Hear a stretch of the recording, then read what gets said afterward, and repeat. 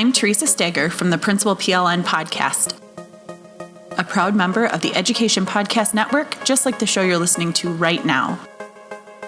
The opinions expressed are those of the individual hosts. Make sure you check out all the other great podcasts at edupodcastnetwork.com. And get ready because the learning begins in 3, 2, 1. Hey, Burned-In teachers. Welcome to episode 32 of the Burned-In Teacher Podcast. One part burnout and all other parts action, inspiration, and support for teachers dealing with burnout. Last week, we heard from James Fester, and he shared ways that he's been supporting his wife through her transition into a full-time classroom teacher position, which, as you can all probably relate to and understand, can be pretty traumatic in some ways, as you realize how incredibly difficult some aspects of this profession can be. How did that episode resonate with you? Let me know by either sharing your realizations or share what action steps you're taking to take control of your burnout on Facebook or on Instagram by taking a screenshot of the episode, whether it be James's episode or any other episode in the 30 plus episodes of the Burned-In Teacher Podcast, and share what's had the biggest impact on you. And don't forget to tag me at Burned-In Teacher. And if you're ashamed to share that you're attacking your burnout with the world, then today's episode is going to be just the thing for you. And before I get started, though, I want to give a listener shout out to the Callie Sotan, who left a review and is taking action in his or her life because of the Burned-In Teacher Podcast. They said, teachers have few resources for finding help when they are feeling the burnout. So thank goodness that Amber, her podcast, and her community are available to help provide support and advice to educators facing everyday problems.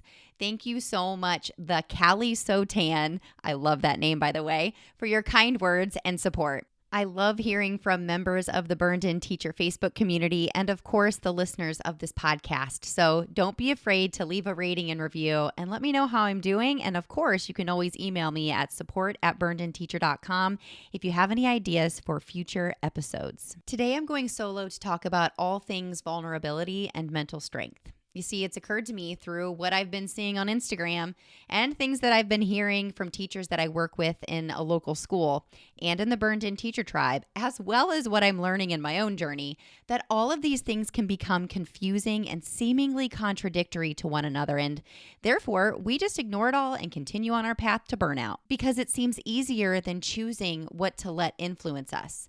So in this episode, I want to review what we've heard from our teachers and experts this month about trauma and solutions, because there are certain things that each of them have shared that I want to bring to light and really dig into in this episode. Next, I want to define some words that are buzzing around in the world today so you can reflect on your own patterns as you've encountered past trauma or drama and move forward with a clear understanding of how to apply what you learned to your current reality. And then I'll share some things I've noticed in the world of media, including everything from a Netflix special to words that I'm hearing come out of the mouths of people I work with, as well as what I see teachers posting and commenting on Instagram. Finally, I'll share some essential questions that you can ask yourself and steps you can take now to step out of shame and into both strength and vulnerability. How though? How can I be strong and vulnerable at the same time? Well, my friends, that's what this episode is all about. So let's learn how we can begin to have the serenity to accept the things you can't change and the courage to change the things you can. Let's go. Welcome to the Burned-In Teacher Podcast. I'm Amber Harper, and the educators on this podcast are brave enough to share their stories of burnout with the world. On BIT, we get real, we get honest, and we take action. Action against the burnout with stories from burned out teachers, advice from experts, and actionable steps you can take today to beat the burnout and become a happier, more fulfilled human being. Let's get started. All right, Burned-In teachers. So we're going to dive right in with really pulling out some main points from these past 4 episodes. Trauma in my own life or my students' life is burning me out. So we started in the first week of April with Lori Desautel's. The main takeaways I took from her are that students either can't identify or verbalize how they feel because they don't have the words. Students don't know how they feel. So using a sensation word can help students to explain themselves. So instead of saying you feel sad or angry, they may say that they feel stuck or shaky or teary, edgy, butterflyish, or calm.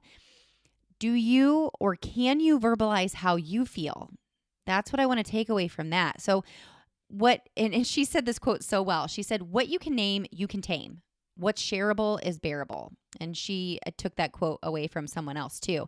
So name it. I think that even as adults, we struggle with this. So if you can't find the right words to describe how you're feeling when you walk into your school or you think about your classroom, make up your own. You have to be able to name how you're feeling as you seek support and, as we'll talk about in a little bit, get vulnerable with your situation. Then the next episode was the second week of April. That was episode 29 with Erin Garl, and she was struggling with multiple episodes of trauma in her life. And my main takeaways that I want to pull out of that interview is that smiling and moving on is not the best cure for dealing with major trauma in your life. If you're doing that and falling apart inside, you've got to act on your needs. Mental health is nothing to move to the side. So acknowledge it and take steps to reach out for help from those who you trust or a professional. My next takeaway from this is that giving yourself permission and enough grace to admit that you sometimes need professional help. Going through trauma and ignoring the warning signs will not make the traumatic effects of your experiences go away. And I know that in my life, I have experienced different types of trauma than Erin, but that's exactly what I did. And I know for a fact that it contributed to my burnout and some breakdowns that I had in front of my friends at work. Episode 30 was Alina Aguilar, and she talked about resilience and disposition. Resilience is the ability to thrive through the struggle and challenge. So it's different than survival. It's the ability to get stronger through the adversity. Any educator needs to cultivate that in order to teach. There will be pain and suffering in life and in teaching. And the second takeaway from her was pay attention to your disposition. That's an attitude or way of being. You can be optimistic or purposeful, but when we can embrace our emotions and we don't have to suppress them, we're going to have a different world that we're living in. And that all comes down to disposition. And then last week, episode 31 with James Fester, he shared ways that he's supporting his wife as she steps into the classroom. So a couple of things from him were ask for what you need. Assuming all responsibility for all the things on your own is not sustainable. And that is that belief that we as teachers, we can just do everything. It's easier to do it ourselves. We'll just do it ourselves. But you aren't weak when you ask for help. You're actually being vulnerable in that moment. You're showing courage by saying, I can't do this by myself anymore. And the second one that I took away from James was make time to process the positive. Oh my goodness. It's so easy to focus on the negative things that have happened, especially when we're in groups of other teachers. Be intentional about what you choose to focus on. Find time to share the things that went right. Okay, so part 2 of this episode is all about definition. So I went to dictionary.com and I looked up the literal definitions of some of the words that you've heard me use today and words that you've heard me use in the past and other people that have come on to the show. So the first word that I looked up the definition for was trauma. Trauma is defined as an experience that produces psychological injury or pain. Drama, on the other hand, is any situation or series of events having vivid, emotional, conflicting, or striking interest or results. I think it really could be hard sometimes to be able to tell the difference between trauma and drama.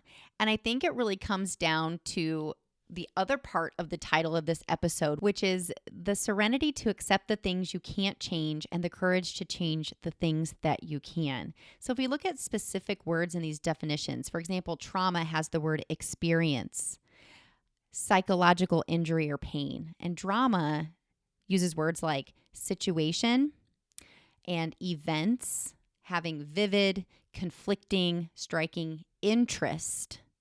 So I think that helps us to define the difference between those two things as trauma being an event in your life that has produced psychological pain in some way. probably based on something that you either can't or couldn't have controlled. Where drama, on the other hand, is a situation of interest that can have that striking, vivid, emotional, conflicting feelings that you have while you're involved in that specific situation. Now, here's where some opinions can happen in your own experiences with drama.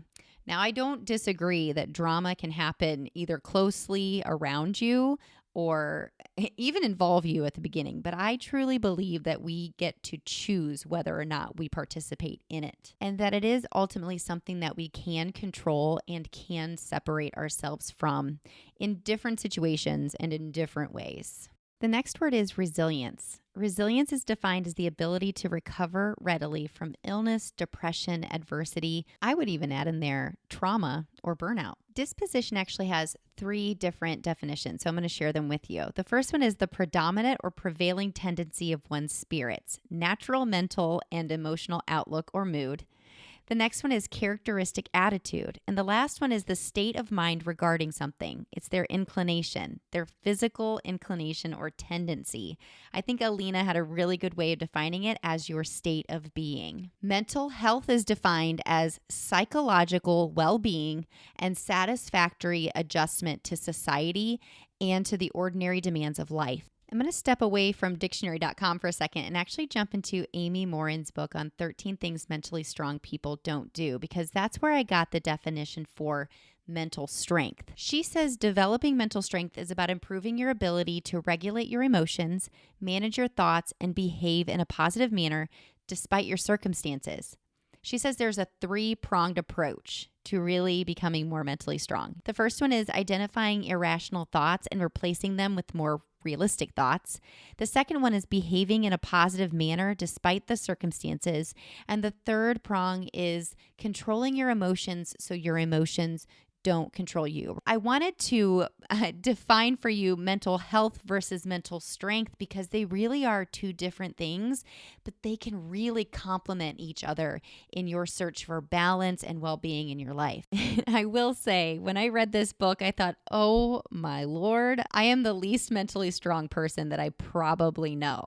So it's a great read. I'll include a link to the book in the show notes. Okay, so back to dictionary.com's definitions, and I'm going to cover 2 more words. The first one is vulnerability, and the second one is courage. Vulnerability also has a couple of definitions. The first one is capable or susceptible to being wounded or hurt as by a weapon. The next one is open to moral attack, criticism, temptation, etc. And the last one is of a place, so being open to assault, difficult to defend. Wow. Vulnerability sounds awful, but that's why it takes so much courage. So courage is defined as the quality of life or spirit that enables a person to face difficulty, danger, pain, etc. without fear. And it also stands for bravery. Okay, so I actually lied a little bit. There's one more word to define, and that's the word serenity. That's the state or quality of being serene, calm, or tranquil. That's quite the opposite of drama and trauma, isn't it? I'll tell you why I'm telling you about that word here in a second. Speaking of courage, vulnerability, disposition, mental health, and mental strength, I'm so excited to let you know that this episode is brought to you by the Renew, Recharge, and Reignite Teacher Wellness Retreat that my good friend Kim Strobel and I are co-hosting together. This 2-day retreat is your chance to step outside of the classroom and step back into your life. You'll learn tips, tricks, and techniques for injecting happiness back into your teaching practice and your personal life. You'll leave burnout behind and walk away renewed, recharged, and reignited with courage and confidence to face next year's challenges. You'll learn 5 happiness habits to increase personal and professional positivity, methods for fostering relationships with students and coworkers, how to accept your past journey and make plans for changing your future path, and ways to rebrand yourself as an educator and human being, and much, much more. It will be held June 10th and 11th in Nashville, Indiana, a beautiful and quaint town in central Indiana. And I have to tell you, seats are limited, so don't wait to register. Go to bit.ly/teacher-retreat or burnedinteacher.com/retreat to learn more today. Before we move on to the third part of today's episode, I want to talk to you a little bit about the Serenity Prayer and why I put it into this episode and why I actually have brought it into my own life. I shared in the Facebook group not too long ago that I have developed an extremely unbelievable fear of flying. I went into more detail about it in the Facebook group, but I will save you time by just telling you that in the last 5 to 10 years, my fear of flying has gotten worse and worse. I don't know if it has to do with being a mother, getting older, that lack of control. I don't know what it is, but I have decided to start taking steps to take control over my fear of flying. And so I was doing some research and I actually came across the Serenity Prayer. As you probably already know, the Serenity Prayer is really strongly associated with addiction. So I did a little bit of research on it and I simply Googled this question: is the Serenity Prayer only for addicts? And I actually found this great site called steppingstoncenter.com. And I'm just going to read you these few sentences that talk about this, okay? The Serenity Prayer was originally a prayer that Reinhold Niebuhr used following a sermon in 1943. It was later adopted by Alcoholics Anonymous as part of their program of recovery. The Serenity Prayer is a good guideline for daily living, regardless of whether you are an addict or not. Acceptance of our past, present, and relinquishing control about the future is one of the hardest things for individuals to do. Can you relate? Most of the time in recovery and not, we are attempting to change our present circumstances and feelings rather than accepting current reality. Courage is the ability to face your fear and forge through. Even though your current situation may present trials and tribulations, there is always a blessing once you get to the end. Have the courage to change what you can control, how you respond to your circumstances in your life. Knowing the difference between when to change versus when to sit with acceptance is a skill that needs to be exercised in order to get better at it. Individuals are wired to have a strong desire to be in control, and when this is challenged, most of us will find other ways to release frustration. For addicts, this becomes fuel for alcohol and drug addiction. The Serenity Prayer can be applied to almost all situations and is a great tool for life. So there you have it. There's no shame in saying the Serenity Prayer when you are trying to accept things in your life that have happened in the past and to move forward, but also keeping in mind that there are things that come across in our lives that we can decide to take part in, or we can choose to move on and make changes. If you've never heard the Serenity Prayer before, it goes like this: God, grant me the serenity to accept the things I cannot change, the courage to change the things I can, and the wisdom to know the difference. It's so simple, and I say it almost every single morning. Now, if you are secular and you are not of a particular religion, then you can take the God part out. All I'm saying is that this is a great way to focus your day and your time on things you can control, which are your emotions, your beliefs, and your behavior. Now, in reference to trauma versus drama, which is the title of this episode, this is where the Serenity Prayer really comes into play for me. There are things that have happened in my past that have been very traumatic. And if you know me personally, you know that I have had things happen in my life that I just can't control. And there are things that have happened in my life where I blamed myself for that really weren't within my control. The Serenity Prayer for me is really letting go of the things in my past and moving forward, because there's nothing that I can do about the past. I can do things about my future and how I behave and how I think and how I feel and how I react, or rather proact, to things that I know are going to challenge me. Now, in reference to my fear of flying, that's why I've decided to bring it into my life, because I will fly again. In fact, I hope to fly many more times in my lifetime.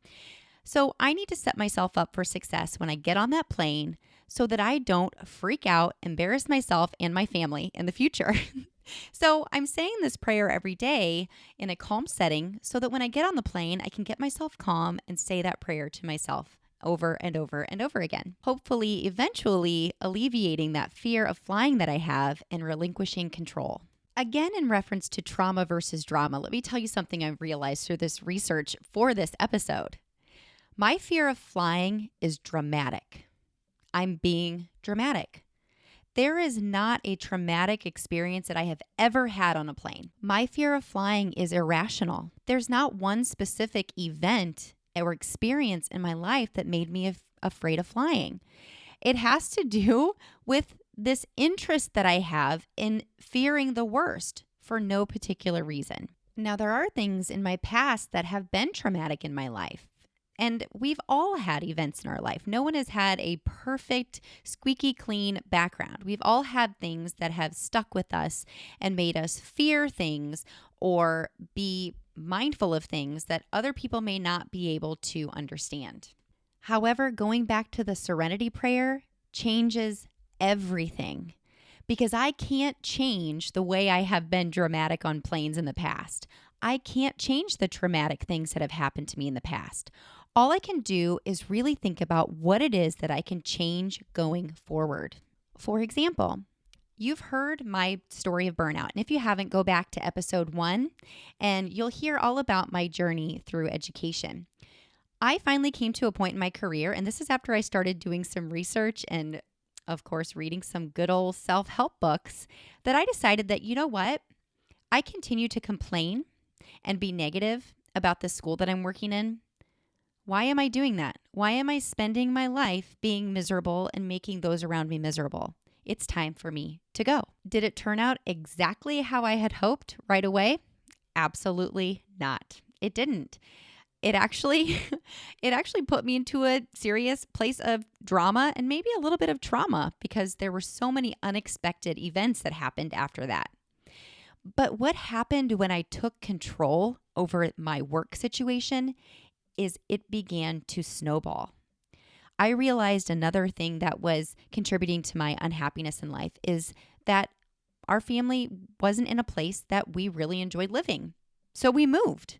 It was as simple as that. Well, maybe not that simple, but my point in telling you this is just because change is hard doesn't mean that it can't be done. And it doesn't mean that it's not necessary in order for you to be your happiest, most fulfilled self. So now on to the third part of today's episode, and that's really me just sharing with you things that people are saying around me, or that I'm finding on Instagram or other social media platforms, and things that I've been watching and reading, and how all of this can kind of become a jumbled up mess because, again, like I said in the intro, it becomes so noisy. And even especially when you're going through burnout and you're trying to decide who you're going to let influence you, because that ultimately is your choice, there are so many different ways to be pulled. So, for example, you can clearly hear the different dispositions within the Burned In Teacher Facebook and within my tribe group compared to the dispositions and the things that people are saying on Instagram, for example. Here are some things that they're saying. I have so much going on at work this month and it's overwhelming. I'm choosing to be happy and let the other stuff go. It's hard, but I'm trying. Someone else said, I want to extend my reach of how I support students by supporting teachers. Instructional coach or something of that sort would be thrilling. Here's another one. I'm finding it difficult to feel too many emotions about testing. I just keep saying it is what it is and that it's out of my control. Here's one more. When stimuli get overwhelming, give yourself a timeout. And how on earth do I do that as a teacher? That is the truth, right? How are you supposed to take a timeout when you need to step back if the stimuli is overwhelming? Now, these are from my Facebook group, and as you can probably tell by the disposition of these teachers, they really are seeking support, stating what they want, and hopefully taking action. That's what the group is all about. Going to a place, stating your struggles, asking for support, and therefore taking action. These people in my Facebook group are not there for drama. They are there to share their experiences, to seek support, and to change the things they can. They know. They are wise enough to know the difference between the things they can and cannot control. And if they don't, we are there to help them. Now, this next set of posts I actually took from Instagram, and Instagram is such a funny place to me because you have two sets of drama sometimes. The first set is, of course, those Instagram or Pinterest-worthy classroom reveals and, all of these beautiful setups that cost God knows how much money. We never know how much time it took or who helped them or how much money they spent on all of these supplies. But it's enough to make us feel inadequate, therefore thinking that I'm not enough. my gosh, I should be doing more. And then there's the other side of Instagram, and really all social media is like this, where you can get down a rabbit hole of drama. Now, I love Facebook and Instagram, but the possibility of getting sucked into a toxic conversation or toxic comments is very high unless you are going in with a disposition or state of being positive. And unless you're always going back to, can I change this by this conversation? Am I helping? Am I serving? Or am I just adding to the rise of blood pressure? I've talked about this before on the podcast, that if you walk away from a conversation and you started that conversation by asking for help or stating something that was frustrating you, and you left that conversation with a higher blood pressure than when you started, you were venting. You weren't seeking support. You were adding to the drama. And sometimes that can feel really good, but it does not solve anything. And that's the type of conversation that I see a lot on Instagram, Facebook, Twitter, etc. And you have to decide if you are going to add to the drama. That is something you can choose and you can control. So here are some comments that I took from Instagram recently. If we all know this, why won't anyone listen that has the ability to change the rules? This statement is on point. The next person says, everyone screaming about students going through trauma should realize that many teachers are going through trauma right now just trying to do their damn jobs. Someone else said, I'm sorry, when has it become okay for students to sell marijuana and smoke it in the boys' bathroom and there are zero consequences? Lots of question marks following that, by the way. What does that have to do with us not caring for our students? After 21 years, don't tell me I don't care about my students, because I wouldn't be doing a job that mentally, physically, and emotionally drains me on a daily basis. Maybe it's not the teachers who don't care, it's the parents who don't care about their kids. Now, whether or not you agree with these statements is beside the point. The fact is that people that choose to engage in conversations like this have to make a choice. They have to choose if they're going to be mentally strong, which of course means improving the ability to regulate emotions, manage thoughts, and behave in a positive manner. That's a choice that we make. And engaging in this kind of drama is not serving anybody. And this particular post had over 1,000 comments, and most of them were not positive. They were not supportive. They were not solving anything. All they were doing was raising blood pressure, which even my blood pressure raises whenever I read those comments. So what is this helping? So when we talk about trauma versus drama, and we talk about serenity and courage and vulnerability, posting things like that is different than being vulnerable. Getting vulnerable is all about deciding that you're going to seek support where and when you need it. Like I said earlier, vulnerability is not the same as being weak. This is where I want to get into the Netflix special, The Call to Courage by Brene Brown, which if you follow me on Instagram and you saw my Instagram story the other day, I was obsessed with it. She approaches these things that we can and cannot change in a totally different way. And she says vulnerability is not live streaming your bikini wax. It's not about sharing every single piece of your life. It's about asking questions. It's about being honest with yourself. It's about having those gut check conversations that are hard. They're hard. And especially the ones that you have to have about yourself and your own resilience and your own disposition, your own mental health, and your own mental strength. I'm telling you, when I read 13 things that mentally strong people don't do, like I said earlier, I was really ashamed. But that's what all of this is about. The fact that I was ashamed of the way I behaved in the past, but that doesn't mean that I can't change the way I behave in the future. And if you're reading posts like what I just read on Instagram and you're engaging, that's not being vulnerable. What we need to do is decide, this isn't working. It's not been working. Have I tried anything? Have I asked anybody for help? It's time to stop the shame, have some courage, have some strength, be strong enough to ask for help when you need it, and be cognizant of the things that you can and cannot control. Because we can't control where kids are living. Typically, we can't. We can't control how they were brought up. We can't control, like Dr. Desautel's talked about, we can't control those connections that were or were not made when they were babies. All we can do is try to be the best relationship builders, the best co-regulators, both with our students, our coworkers, our principals, our families. And if things aren't working out, we have to have the courage and the strength to be vulnerable enough to say, I need help, or we need to have a conversation. When someone asks you how you're doing, how do you respond? Do you say, I'm keeping my head above water just like everybody else, or I'm surviving, or 2 more days until Friday? If that's the way you're responding and reacting, then you're not having enough courage to take control by asking questions of yourself. Could I do this better? Could I ask for support? What can I research? What can I bring into my life to take this stress level down? Because surviving, making it to the weekend, keeping your head above water, those are things I used to say until one day when I decided I was going to be vulnerable enough to take some chances and strong enough to ask for support and to be honest about how I was feeling. And that's what I wish for all of you. So what I'm going to suggest for you is to make a list of all of the things that are challenging you. Everything. It might be a long list. But then I want you to make another list associated with the things that you listed. Can you or can't you control them? Because if you can't, you have to have the serenity to accept the things that you cannot change.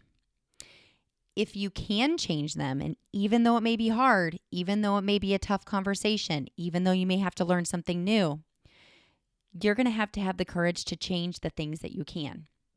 And you really do need to be wise enough to know the difference, because that is going to make or break your ability to get out of this burnout. That's all for this week's episode. Until next week, I wish you a career and a life full of happiness and fulfillment. You just took another step to become a burned-in teacher. I'll see you next week. Burn on, everybody.